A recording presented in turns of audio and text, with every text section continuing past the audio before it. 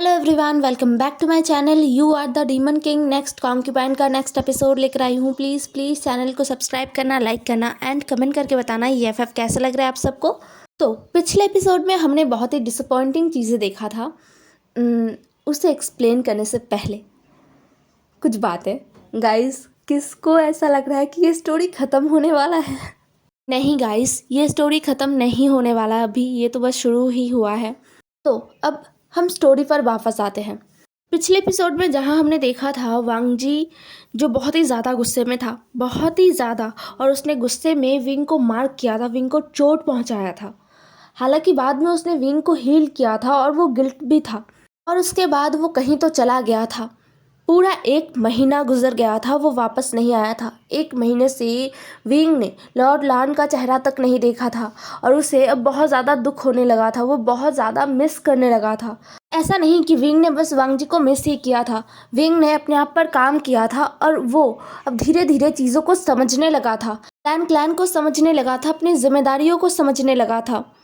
अब हम आगे देखते हैं। विंग सुबह सुबह मॉर्निंग कोर्ट में था और वो कुछ खर्चों को देख रहा था जो इस महीने महल के खाने पीने के लिए खर्च किए गए थे। शाओ जो विंग के पास से बैठी हुई थी वो विंग की तारीफ़ें कर रहा था, क्योंकि विंग ने सच में बहुत ही अच्छा काम किया है। इस महीने बहुत ही कम खर्च हुए हैं। ऐसा नहीं है कि महल के लोगों को अच्छा खाना नहीं मिला, सब कुछ अच्छा मिला, सिवाय उन पैसों को बचाया गया जिन पैसों से फिजूल खर्च किए जाते थे, या फिर जिन पैसों को बस खाने के लिए और बाकी जो खर्चे हैं उनके लिए तो जाते थे लेकिन इस्तेमाल नहीं किया जाता था, बस अपने पास रख दिया जाता था। जिनके पास ये जिम्मेदारी था वो ऐसे ही करते थे। उन पैसों को तो लिया नहीं गया। तो अब बस जितना खर्च हुआ है उतना ही दिखाओगे तो पैसे कम लगेंगे। ये बहुत ही आसान सा एक चीज़ है जिसे लोग समझ नहीं पाते। असलियत में यही सच्चाई है। तुम अपने घर में जितना खर्च करोगे, कोई और तुम्हारी जगह तुम्हारे घर को चलाएगा तो 2 गुना पैसा ही लगेगा, चाहे वो कितना ही अच्छा इंसान क्यों ना हो। पैसे के सामने तो सब हार मान जाते ही हैं और अपना असली दोगलापन दिखा ही देते हैं। लू ने जब ये कहा तब विंग लू की तरफ देखता है और कहता है, नहीं लू, ऐसा नहीं है। असलियत में लोगों को पहचानना ज़रूरी होता है। हमें बस सही लोगों के हाथ में सही जिम्मेदारी देना चाहिए। पहले जो लोग महल को चला रहे थे उनके हाथ में जिम्मेदारी देना सही नहीं था। ये नहीं कह रहा कि वो काबिल नहीं थे, लेकिन उनको ज़रूरत से ज़्यादा ही वक्त दे दिया गया था। अगर उन्हें थोड़े टाइम बाद बदल दिया जाता तो शायद चीज़ें इतनी बदतर नहीं होते। शायद लोग और ज़्यादा सावधानी बरतते और चीज़ों पर ध्यान देते, लेकिन ऐसा नहीं। सालों साल वो लोग रह गए, एक के बाद एक काम करते गए और उन्हें छूट मिलता गया, इसलिए वो इतना ज़्यादा बढ़ गए थे और कुछ नहीं। शाओ जो विंग के बातों को सुनती है और अपना सर हाँ में हिलाती है। सही कहा। एक जगह पर एक इंसान को बहुत ही कम समय के लिए अगर रखोगे तो वो इंसान उस जगह को अच्छे से अच्छा बनाने का कोशिश करेगा, लेकिन उसी पोजीशन में उस इंसान को सालों साल रख दोगे तो वो पोजीशन उस इंसान के लिए मामूली चीज़ बन जाएगा। कोई कदर वो इंसान करेगा ही नहीं। उनकी बातों के बीच जी दौड़ते हुए आई। वो सुबह सुबह कहीं तो गई थी, अब वो दौड़ते हुए आ रही है। एकदम वो दौड़ते हुए विंग के सामने आके रुकी और कहा, फुरैन, एक खबर है। विंग ने जी की तरफ देखा और बोला, जी क्या हुआ है, शांत हो जाओ। जी जो ज़ोर ज़ोर से हाँप रही थी वो कहती है, फुरैन, वो एक खुशखबरी है। लॉर्ड वापस आ गए हैं, आज सुबह वो आए हैं। ये सुनकर विंग के हाथ में जो कागजात थे वो नीचे गिर गया। विंग उठकर खड़ा हो गया। उसने कहा, क्या वो वापस आ गए? कब? मतलब वो कहाँ पर है? जी जो अब थोड़ा सा सांस ले पा रही थी अच्छी तरीके से, तो वो ठीक से खड़ी होती है और कहती है, मुझे नहीं पता, लेकिन लॉर्ड के खास इंसान वो फैंग है ना, उससे उससे मैं मिली थी। वो मुझे रास्ते में मिला और उसने कहा कि लॉर्ड वापस आ गए हैं और शायद वो आराम कर रहे हैं, ऐसा ही कुछ उसने कहा।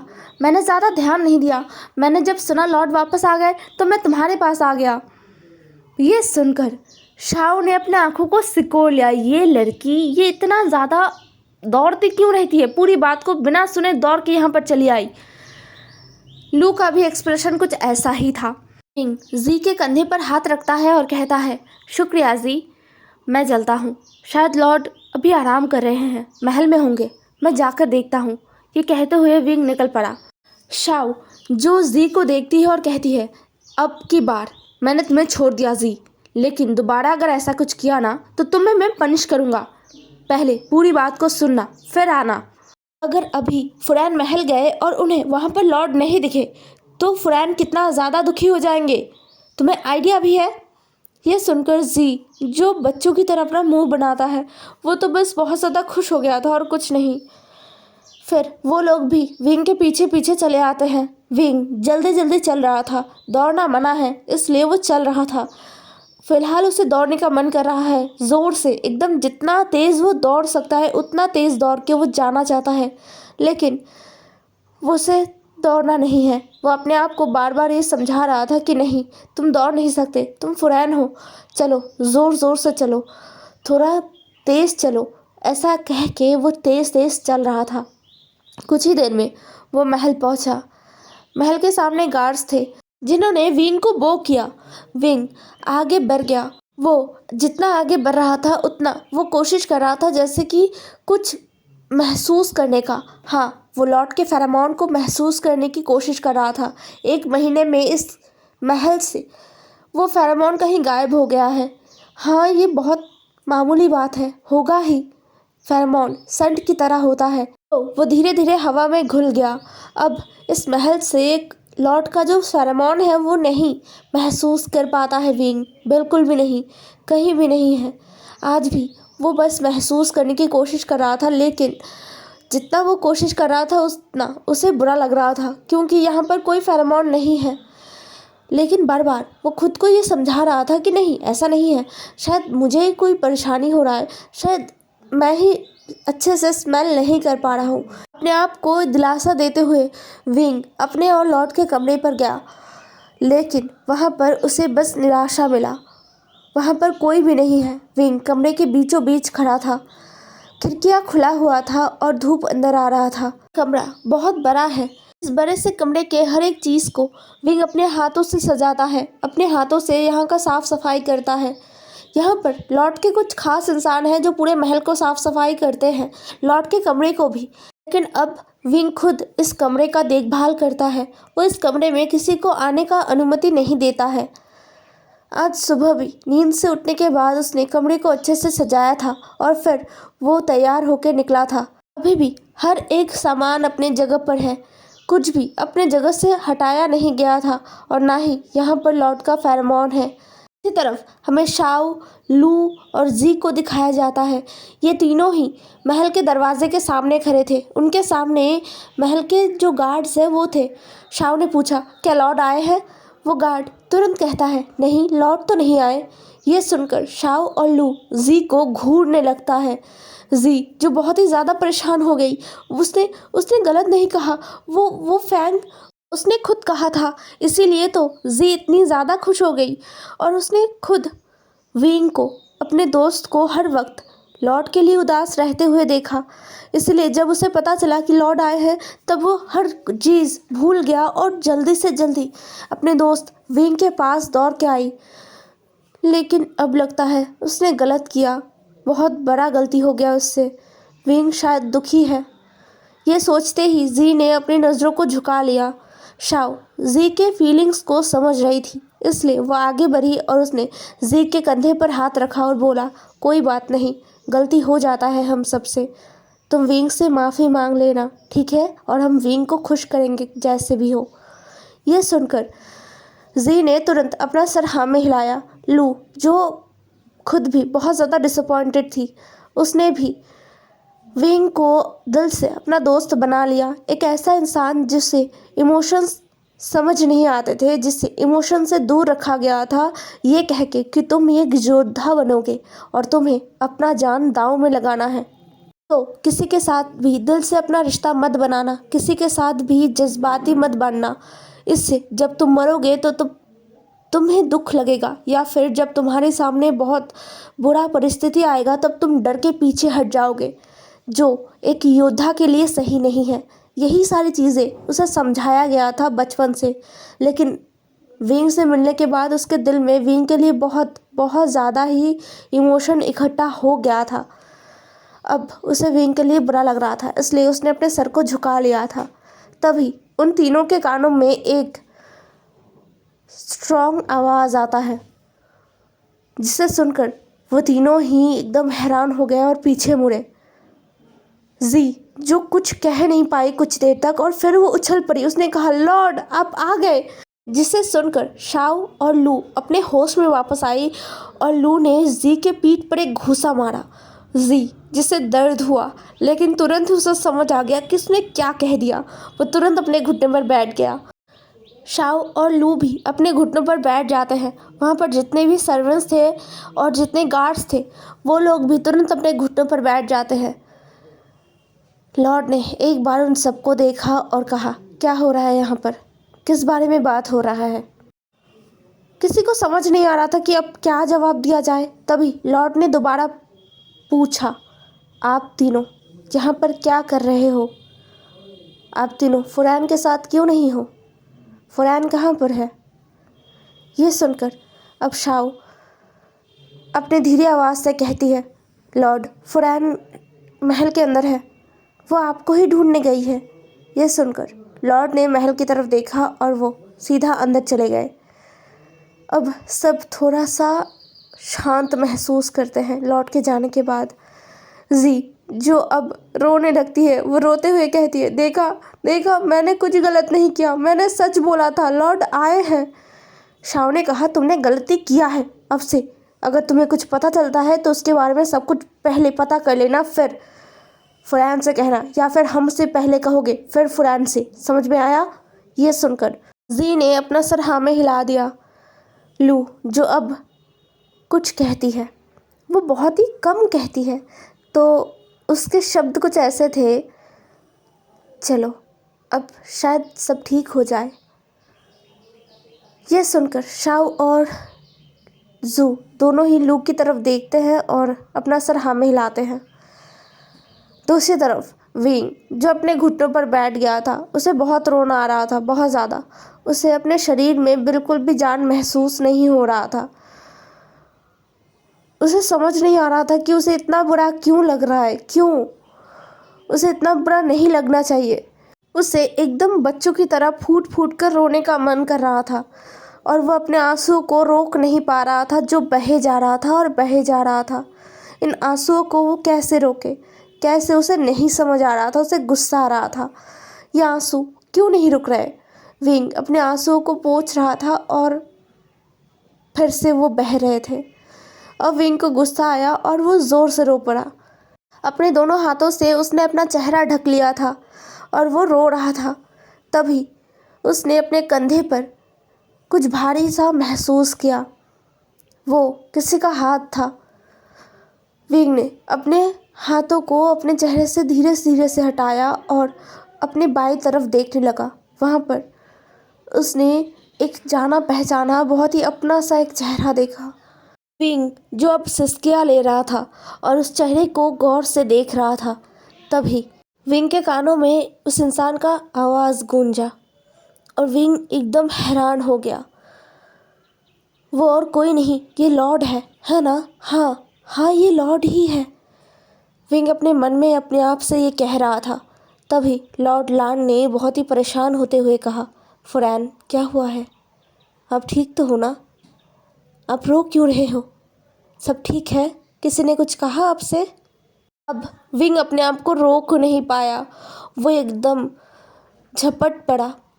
अपने चारों हाथ पैरों से उसने अपने आप को झोंक दिया इस इंसान के ऊपर, और तुरंत उस इंसान ने भी अपने दोनों हाथों को फैला दिया था। लॉर्ड जिनका दिमाग एकदम सुन्न पड़ गया था और उन्हें समझ नहीं आ रहा था कि क्या हुआ। वो पहले से ही बहुत परेशान हैं, बहुत ज़्यादा। उन्हें नहीं पता कि फुरैन क्यों रो रहे हैं। लॉर्ड लान ने पहले कभी ऐसा कुछ महसूस नहीं किया और ना ही देखा है। उन्होंने बहुत सारे ओमेगास को अपने सामने रोते हुए ज़रूर देखा है, कुछ मजबूरी से अपनी परेशानी बताते हुए रोते हैं, तो कुछ अपने गुनाहों के बाद सज़ा मिलने के लिए रोते हैं, और भी अलग अलग। लेकिन ये ओमेगा, ये क्यों रो रहा है? फरहान रो क्यों रहा है? यही लॉर्ड के दिमाग में आ नहीं रहा था। क्या उन्हें कहीं चोट लगा है या फिर किसी ने कुछ कहा है? ये दो ही चीज़ हो सकता है। वांग जी के दिमाग में यही सब चल रहा था। दूसरा तरफ विंग, जो अपने आप को इस अल्फ़ा के अंदर समाना चाहता है, ऐसा वो महसूस कर रहा था, और अपनी पूरे ताकत से उसने लॉर्ड को गले लगाया हुआ था। अपना चेहरा लॉर्ड के सीने पर वो छुपा रहा था, और वो बस लॉर्ड के सीने के अंदर जाना चाहता था। उसे ऐसा महसूस हो रहा था कि ये जगह सबसे ज़्यादा वार्म होगा।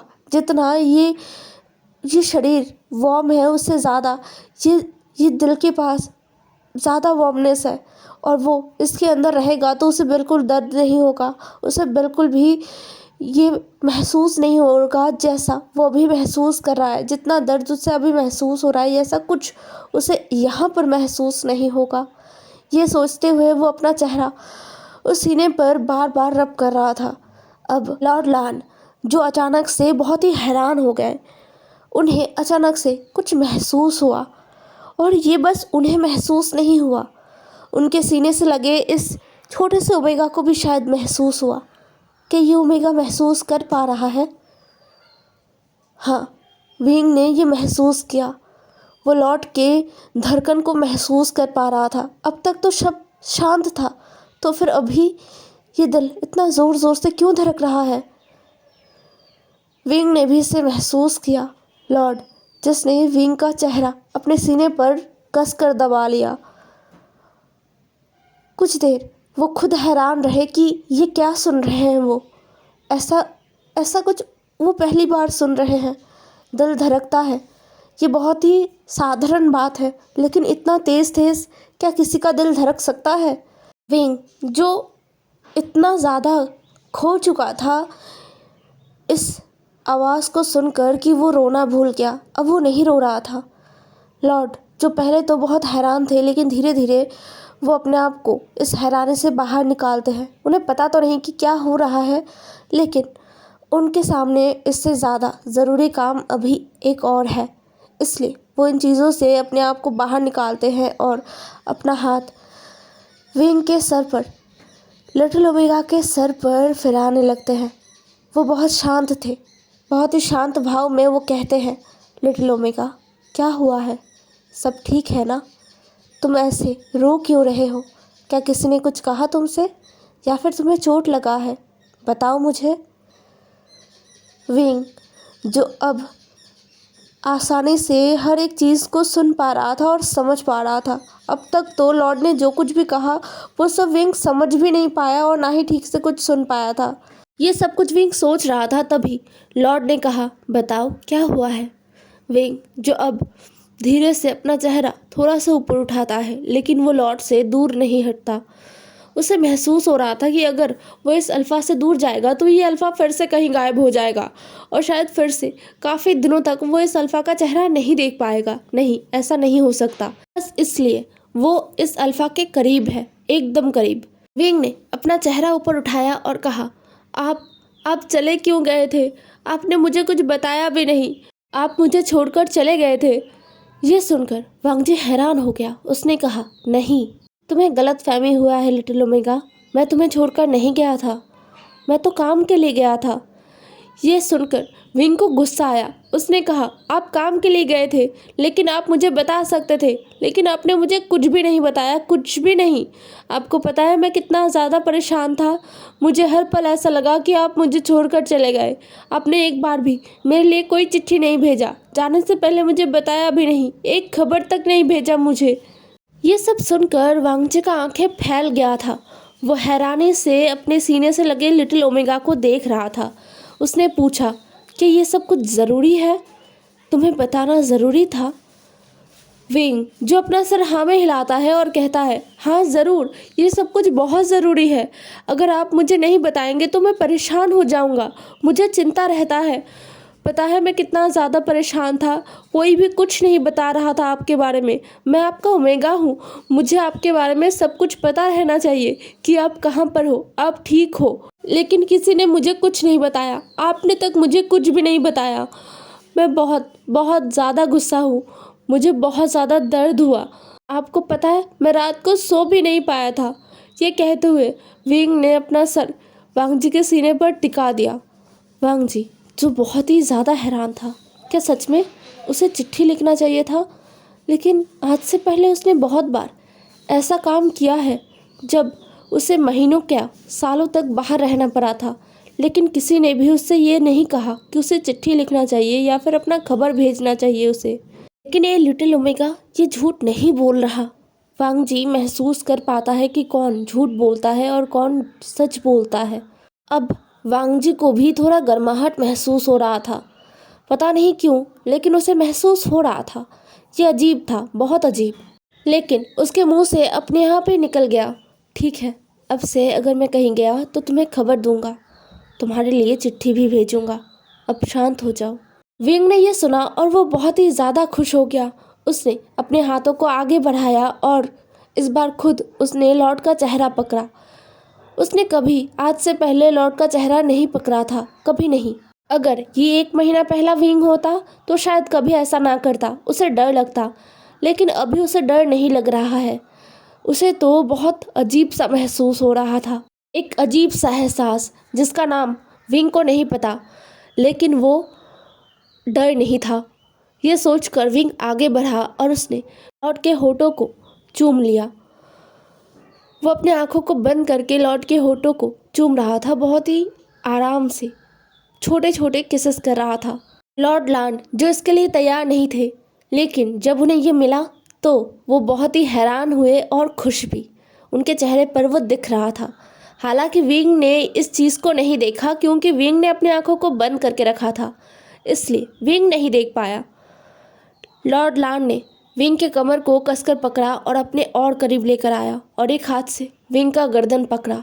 अब वो विंग को किस कर रहे थे, और वो भी प्रॉपर। विंग को बहुत अच्छा लग रहा था, बहुत ही ज़्यादा अच्छा। वो इन चीज़ों को और भी ज़्यादा चाहता है, और भी ज़्यादा। ये सोचते हुए विंग ने अपने हाथों को धीरे से लॉर्ड के कंधे पर लेकर गया और लॉर्ड के कॉलर को पकड़ लिया अपने दोनों हाथों से मुठ्ठियाँ करके। लॉर्ड लांड अच्छे से विंग को किस करते हैं और फिर जब उन्हें महसूस होता है कि उनका ओमेगा, उनका ये लिटिल ओमेगा और नहीं ले पाएगा, तब वो विंग से अलग होते हैं। विंग हाँप रहा था, लेकिन उसे ज़्यादा समय नहीं दिया गया।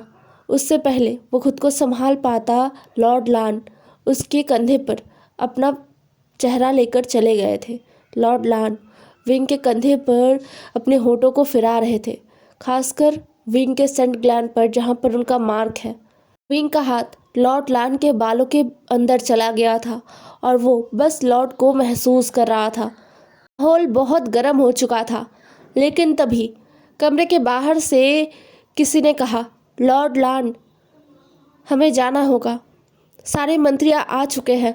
हे एवरीवन, आज का एपिसोड यहीं पर ख़त्म होता है। नेक्स्ट एपिसोड में मिलते हैं। ज़रूर बताना आज का एपिसोड कैसा लगा आप सबको। Bye bye.